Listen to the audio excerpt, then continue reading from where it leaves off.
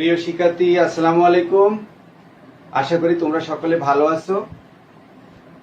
মনোবিজ্ঞান বিভাগ, ঢাকা কলেজ, ঢাকার পক্ষ থেকে তোমাদেরকে আবারও আমি স্বাগত জানাচ্ছি। আমি আব্দুল হাই স্যার। তো আজকে তোমাদের মনোবিজ্ঞানের সেকেন্ড ক্লাস, একাদশ মনোবিজ্ঞানের।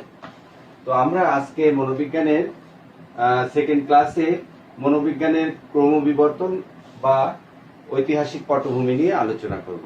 মনোবিজ্ঞানের ক্রমবিবর্তন বা ঐতিহাসিক পটভূমি নিয়ে আমরা আজকে আলোচনা করব। তো আমরা আলোচনা করতে গেলে আমাদের আগে জানতে হবে যে মনোবিজ্ঞান কি, তাই না? আমরা গত ক্লাসে আমরা আলোচনা করেছিলাম মনোবিজ্ঞান হচ্ছে আধুনিক মনোবিজ্ঞান কিসের বিজ্ঞান? আচরণের বিজ্ঞান। আধুনিক মনোবিজ্ঞান হচ্ছে আচরণ ও মানসিক প্রক্রিয়ার বিজ্ঞানসম্মত পর্যালোচনা। কি ছিল? আচরণ ও মানসিক প্রক্রিয়ার বিজ্ঞানসম্মত পর্যালোচনা ছিল মনোবিজ্ঞান, তাই না? এটা আধুনিক মনোবিজ্ঞান। তো আধুনিক মনোবিজ্ঞানের যাত্রা শুরু হয়েছে কোথা থেকে?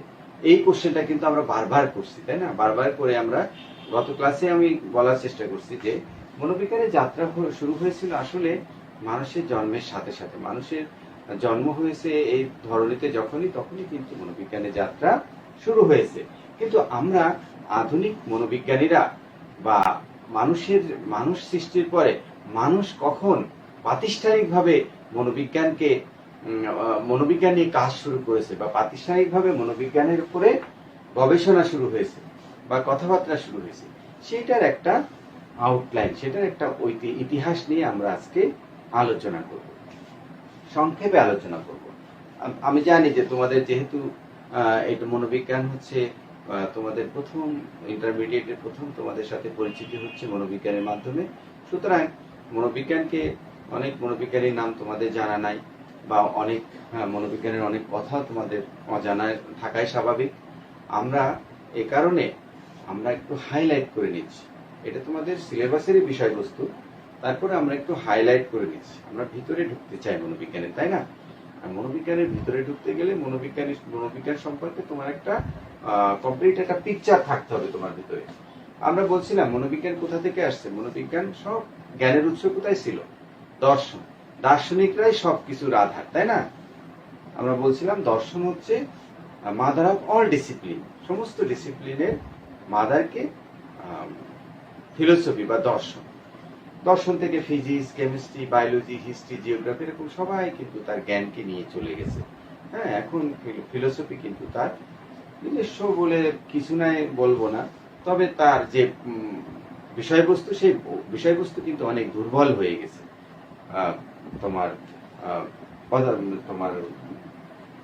আমরা যে আধুনিক যে ফিলোসফি বা দর্শন দেখি, সেই দর্শনের যে বিষয়বস্তু সেটা কিন্তু অনেক বিতর্কিত বিষয় নিয়ে তারা আলোচনা করে। বিতর্কিত বলবো না, জাস্ট অত শক্ত বৈজ্ঞানিক ভিত্তি নাই, এরকম বিষয় নিয়ে তারা আলোচনা করার চেষ্টা করে।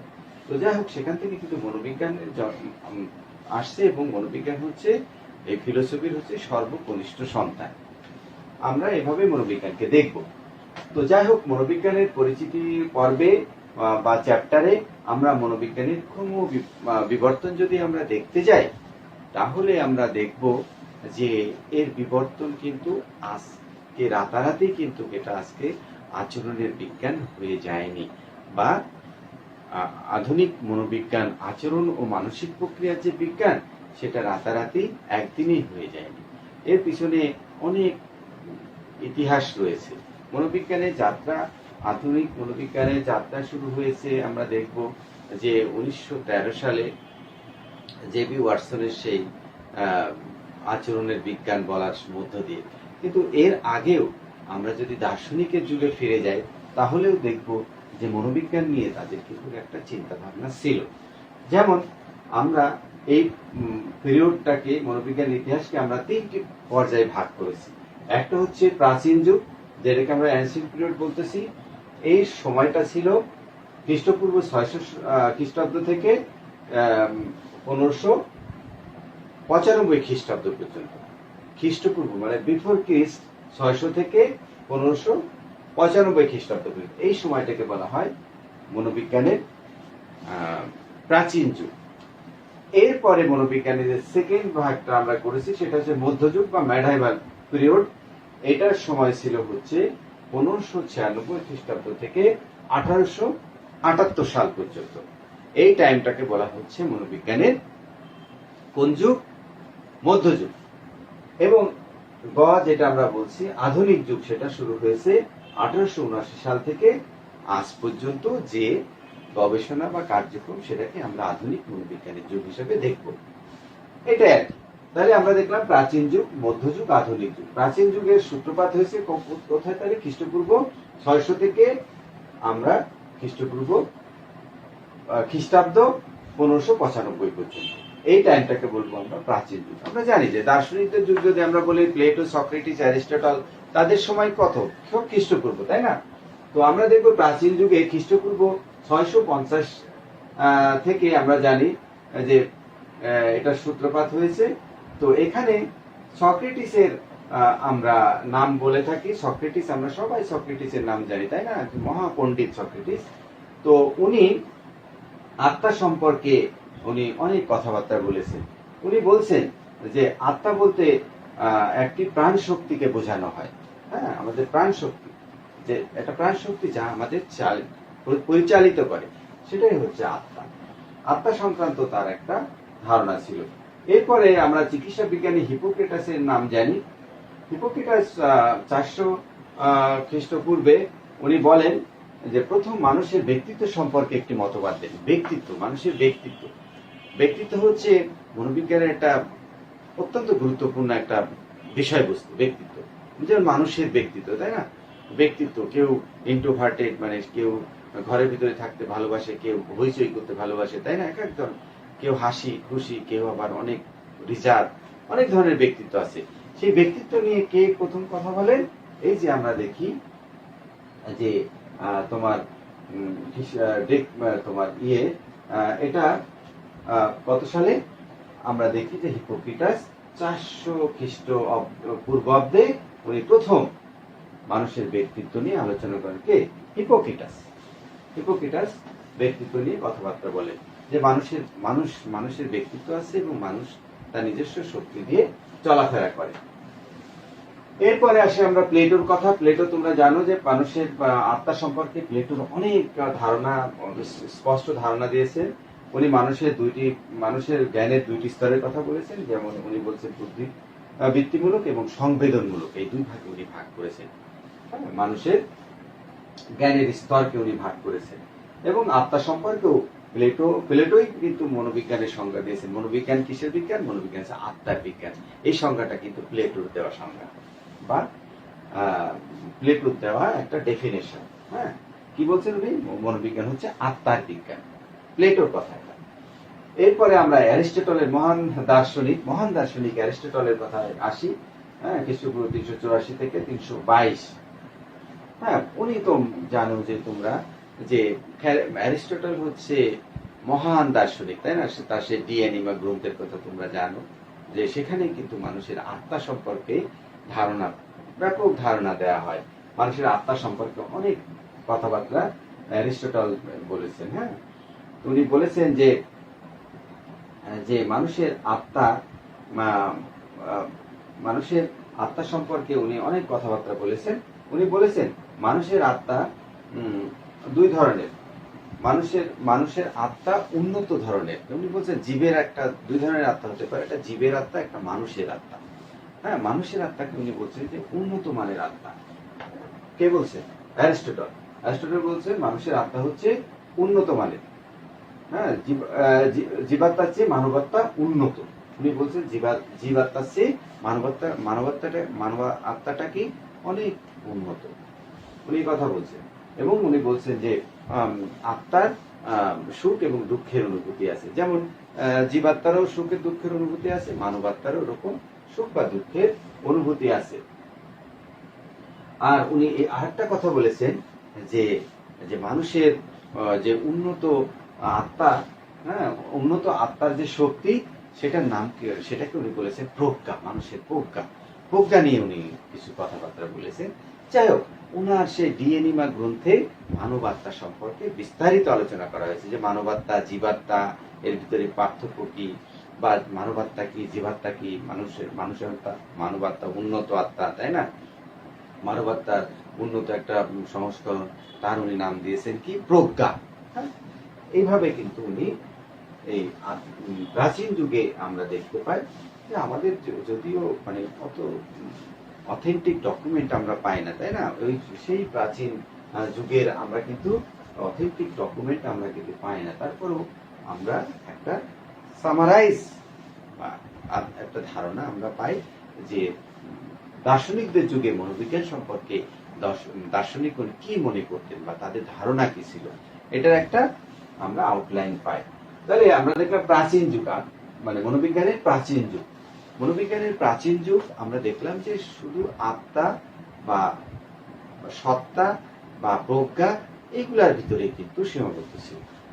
আমরা এখানে দেখলাম যে প্লেটোর কথা, সক্রেটিসের কথা, প্লেটো, অ্যারিস্টটল এবং হিপোক্রেটাসের কথা বললাম, যে মানুষের ব্যক্তিত্ব সম্পর্কে হিপোক্রেটাস প্রথম আলোচনা করেন। তাহলে এটা একটা অনেক বড় একটা সময় গেছে যেখানে আমরা মনোবিজ্ঞান সম্পর্কে মোটামুটি একটা ধারণা পাই। এরপরে আসে মনোবিজ্ঞানের মধ্যযুগ। মনোবিজ্ঞানের মধ্যযুগ বা মেডাইভাল পিরিয়ড। এই সময়টাকে আমরা বলছি যে 1596 খ্রিস্টাব্দ থেকে 1878 খ্রিস্টাব্দ পর্যন্ত এই টাইমটাকে বলা হচ্ছে মেডাইভাল পিরিয়ড। তো মধ্যযুগে যেসব দার্শনিকগণ মনোবিজ্ঞানের উপরে মানে অবদান রেখেছেন, তার ভিতরে ফরাসি দার্শনিক ডেকার্তের অবদান অত্যন্ত গুরুত্বপূর্ণ। ফরাসি দার্শনিক ডেকার্ত কিন্তু দেহ এবং মন নিয়ে উনি দ্বৈতবাদের সূচনা করেন। দেহ এবং মন, উনি বলছেন দেহ হচ্ছে মনহীন বস্তু আর মন হচ্ছে বস্তুহীন সত্তা। হ্যাঁ, দুইটা প্যারালেল, যে যেমন রেল লাইন দুইটা প্যারালেল চলতে থাকে, একটা আরেকটার সাথে কখনো এক জায়গায় হয় না, ঠিক মানুষের দেহ এবং মন দুইটা আলাদা সত্তা। উনি কোথাও কোথাও এরকমও বলছেন যে দুইটা বিরোধী সত্তা, দুইটা বিপরীত সত্তা, বিরোধী এবং বিপরীত সত্তা। আবার কখনো বলছেন যে এটা প্যারালাল। তো যাই হোক, ফরাসি দার্শনিক ডেকার্ত দেহ এবং মন নিয়ে ব্যাপক আলোচনা করেন। যে মানুষের দেহ এবং মন কি। দেহ হচ্ছে, উনি কি বললেন, দেহ হচ্ছে মনহীন বস্তু আর মন হচ্ছে কি বস্তুহীন সত্তা। বস্তু কি, যার আয়তন আছে, জায়গা দখল করে, তাই না? আর দেহটা আর বস্তুহীন সত্তা, বস্তু না যেটা। তাহলে আত্মাটা কি, বস্তুহীন সত্তা। বস্তু মানে মানে জায়গা দখল করে না বা দৈর্ঘ্য বস্তু নাই, এরকম একটা জিনিস, কিন্তু তার অস্তিত্ব আছে। তিনি অস্তিত্বটাকে স্বীকার করে নিলেন। কি কঠিন লাগতেছে তোমাদের কাছে? আমি আরো সহজ করে বলি যে আমরা প্রাচীন যুগে দেখলাম যে প্রাচীন যুগে দার্শনিকরা মনোবিজ্ঞানী, দেহ, আত্মা, এগুলো মনোবিজ্ঞান, আত্মার বিজ্ঞান, এরকম ভাবে কিন্তু মনোবিজ্ঞানকে ব্যাখ্যা করেছেন। আমরা অত অকাট্য দলিল পাই না বা বিশাল কোনো আলোচনা নেই মনোবিজ্ঞান সম্পর্কে। আমরা মধ্যযুগে এসে যখন দেখি যে ফরাসি দার্শনিক ডেকার্ত কিন্তু প্রথম বলতেছে দুইটা সত্তার কথা। একটা হচ্ছে দেহটা কি, দেহ হচ্ছে মনহীন বস্তু আর মন হলো বস্তুহীন সত্তা। মনোবিজ্ঞান, তাই না? মনের বিজ্ঞান। মনোবিজ্ঞান কিসের বিজ্ঞান? মনের বিজ্ঞান, তাই না? তাহলে মনটা কি? মনটা হচ্ছে বস্তুহীন সত্তা, আর দেহটা, আমাদের এই বডিটা কি, মনহীন বস্তু। এই দুইটা মিলেই কিন্তু মানুষ। এই দুইটা মিলেই মানুষ, এই কথাই কিন্তু ফরাসি দার্শনিক ডেকার্ত বলতেছেন যে মনোবিজ্ঞান দ্বৈতবাদ, তার দ্বৈতবাদের মূল কথা হচ্ছে দেহ এবং আত্মা দুইটা আলাদা সত্তা। কিন্তু এই ব্রিটিশ দার্শনিক জন লক 1632 খ্রিস্টাব্দে এসে বলেন কি থেকে এই যে 1704 খ্রিস্টাব্দ পর্যন্ত জন লক, তোমরা জানো যে জন লক হচ্ছে একজন অভিজ্ঞতাবাদী দার্শনিক, ব্রিটিশ অভিজ্ঞতাবাদী দার্শনিক। উনি ফরাসি দার্শনিক ডেকার্তকে অস্বীকার করে বসলেন, বিরোধিতা করলেন, যে বললেন যে না, উনি বললেন যে মানুষের যে বুদ্ধি, মানুষের যে অর্জন, সেগুলো সবই কিন্তু অভিজ্ঞতা, যে all knowledge comes from experience. তার একটা বই লিখলেন, এসে কনসার্নিং হিউম্যান আন্ডারস্ট্যান্ডিং। এসে কনসার্নিং হিউম্যান আন্ডারস্ট্যান্ডিং। এই বইয়ে উনি বললেন যে all knowledge comes from experience. মানুষের জ্ঞানের উৎস কি? অভিজ্ঞতা। অভিজ্ঞতা ছাড়া কোনো জ্ঞান নাই। মানুষ সকল জ্ঞানের উৎস হচ্ছে অভিজ্ঞতা। All knowledge comes from experience and mind is a tabula rasa. মনটা কি? এই সাদা যে বোর্ডটা দেখতেছে বোর্ডের মতো, এর উপরে যে লেখাটা হচ্ছে এটাই কিন্তু অভিজ্ঞতা। হ্যাঁ, এই যে আমরা যখন জন্মগ্রহণ করি, জন লকের কথা, যে আমরা যখন জন্মগ্রহণ করি তখন আমাদের মনটা কি থাকে? এই বোর্ডটার মতো থাকে। বোর্ড, এই বোর্ডটার মতো সাদা থাকে, একটা পেজের মতো থাকে, টেবুলা রাজা, সাদা ফলক। আর এরপরে যে লেখা হচ্ছে এগুলাই হচ্ছে রেখাপাত হচ্ছে, এটাই হচ্ছে আমাদের অভিজ্ঞতা বা আমাদের জ্ঞান, আমাদের সবকিছু। হ্যাঁ, এটা এই কথা বলে উনি কি করলেন? এই ফরাসি দার্শনিক ডেকার্টকে বিরোধিতা করলেন। উনি বললেন যে না, জ্ঞানের উৎস কি? অভিজ্ঞতা। অভিজ্ঞতা আমাদের জ্ঞানের উৎস, একমাত্র উৎস হচ্ছে অভিজ্ঞতা। অভিজ্ঞতা ছাড়া কোনো জ্ঞান নাই। হ্যাঁ, যে আমাদের উনি অতীন্দ্রিয় প্রত্যক্ষণ, হ্যাঁ, এক্সট্রা সেঞ্চুরি পারসেপশন বুঝছেন, যে এগুলাকে উনি ওনারা অস্বীকার করেছেন। তোমরা জানো দার্শনিকরা সবসময় এরকমই কথাবার্তা বলেন, হ্যাঁ, যে ওনারা কিন্তু যা দেখতেছে সেটাই মানে সত্য, এর বাইরে কোনো সত্য নাই। মানে যেটা ইন্দ্রগ্রাহ্য, মানে আমরা আমাদের সংবেদন বুঝো তো, এখন মনোবিজ্ঞান শুরু করলাম। সংবেদন হচ্ছে আমরা কোনো বস্তু সম্পর্কে আমাদের যে চেতনা, যেমন এটা একটা পেন, হ্যাঁ, আমি কখন আমি যখন ভিজুয়াল পারসেপশন, আমার চোখ দেখতেছে এটা, তাই না? চোখ, আমার এই চোখ কি করতেছে? এই কলমটাকে দেখতেছে, যার ফলে আমি বলতে পারতেছি এটা কি, এটা পেন, তাই না?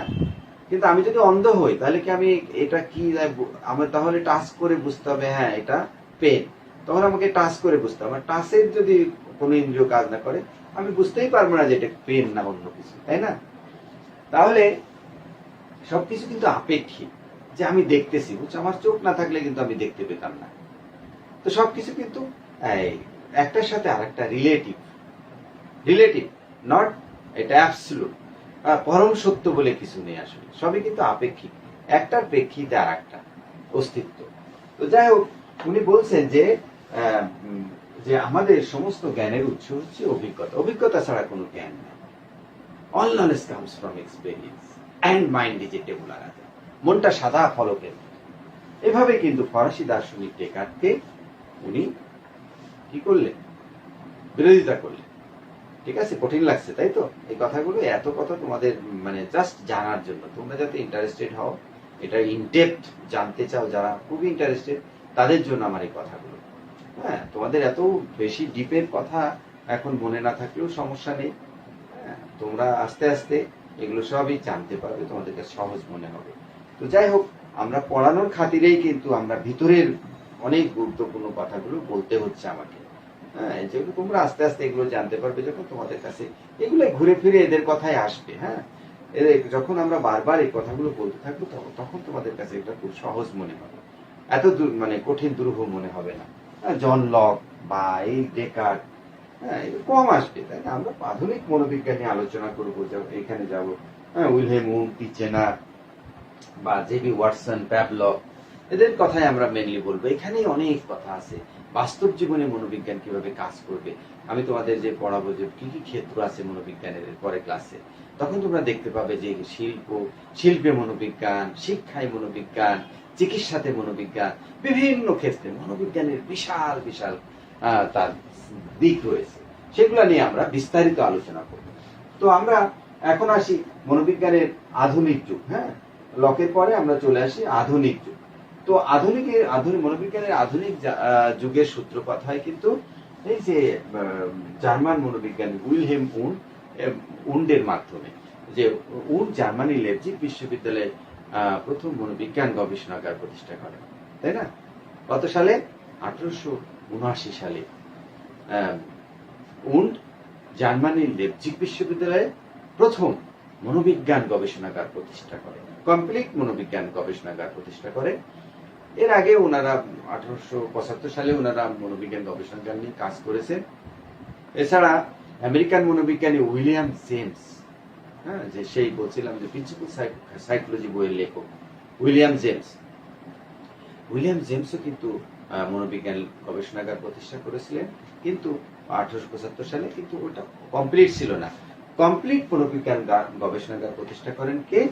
উইলহেম উন্ড 1879 সালে। হ্যাঁ, ওনার বিশাল অবদান রয়েছে মনোবিজ্ঞানে। দুইটা অবদান খুব গুরুত্বপূর্ণ। একটা হচ্ছে এই যে জার্মানি লেপজিগ বিশ্ববিদ্যালয়ে প্রথম মনোবিজ্ঞান গবেষণাগার প্রতিষ্ঠা করা। কোথায়? জার্মানি লেপজিগ বিশ্ববিদ্যালয়ে প্রথম মনোবিজ্ঞান গবেষণাগার প্রতিষ্ঠা করা, 1 নম্বর তার অবদান। 2 নম্বর অবদান হচ্ছে মনোবিজ্ঞানকে দর্শন থেকে আলাদা করা। দুইটা অবদান। এই কারণে আমরা বলছিলাম যে উইলহেম উন্ডকে আধুনিক মনোবিজ্ঞানের জনক বলা হয়। দুইটা কারণ, তাই না? একটা হচ্ছে সে জার্মানির লেপজিগ বিশ্ববিদ্যালয়ে মনোবিজ্ঞান গবেষণাগার প্রতিষ্ঠা করেছেন, আর একটা কাজ করেছেন উনি মনোবিজ্ঞানকে দর্শন থেকে আলাদা করেছেন। তাহলে আমরা মনোবিজ্ঞানের আধুনিক মনোবিজ্ঞানের সূত্রপাত শুরু করলাম যে কোথা থেকে? এই যে জার্মান মনোবিজ্ঞানী উইলহেম উন্ডের মাধ্যমে। তো উন্ড বললেন মনোবিজ্ঞান কিসের বিজ্ঞান হবে? চেতনার বিজ্ঞান। এতদিন মনোবিজ্ঞান কিসের বিজ্ঞান ছিল? আত্মার বিজ্ঞান বা মনের বিজ্ঞান। তাহলে মধ্যযুগে এসে কি হলো? এটা আমরা কি দেখলাম? মধ্যযুগে এসে কি হলো? দ্বৈতাবাদ, তাই না? আত্মার বিভিন্ন স্বরূপ নিয়ে আলোচনা হলো। এরপর আধুনিক যুগে এসে উইলহেম উন্ড কি বললেন? মনোবিজ্ঞান হবে চেতনার বিজ্ঞান। এই যে একটা কথা বলে দিলেন, চেতনা, ইন্টারনাল মেন্টাল ইভেন্ট। চেতনা কি? ইন্টারনাল মেন্টাল ইভেন্ট, যেটা ক্যানট বি ডাইরেক্টলি অবজার্ভ, সরাসরি দেখা যায় না। তো চেতনা, মনোবিজ্ঞান কিসের বিজ্ঞান হবে? উনি বললেন মনোবিজ্ঞান হবে চেতনার বিজ্ঞান। মনোবিজ্ঞান কিসের বিজ্ঞান? চেতনার বিজ্ঞান। তাহলে এই যে চেতনার বিজ্ঞান, সায়েন্স অফ কনসাসনেস, চেতনার বিজ্ঞান। চেতনা কি? এটা ইন্টারনাল মেন্টাল ইভেন্ট, আমাদের চেতনা। তো উনি বললেন চেতনার বিজ্ঞান, এবং তার বিষয়বস্তু কি হবে? অন্তর্দর্শন পদ্ধতি। তার পদ্ধতি কি হবে? অন্তর্দর্শন। আর তার বিষয় কি, কোন পদ্ধতিতে স্টাডি করবে? সে মেথড অফ স্টাডি কি হবে? অন্তর্দর্শন পদ্ধতি। ঠিক আছে? এই পদ্ধতির মাধ্যমে মনোবিজ্ঞান গবেষণা করবে। এইভাবে আমরা জার্মান মনোবিজ্ঞানী উইলহেম উন্ডের মাধ্যমে আধুনিক মনোবিজ্ঞানের যাত্রা শুরু করি। এরপরে রাশিয়ান বিজ্ঞানী সেখানে উনি মত দেন যে সব রকম মানসিক ক্রিয়া মস্তিষ্ক স্নায়ুতন্ত্রের প্রতিকৃতি ক্রিয়ার ফল। হ্যাঁ, সেখানে রাশিয়ানদেরও কিন্তু মনোবিজ্ঞানে ব্যাপক অবদান রয়েছে।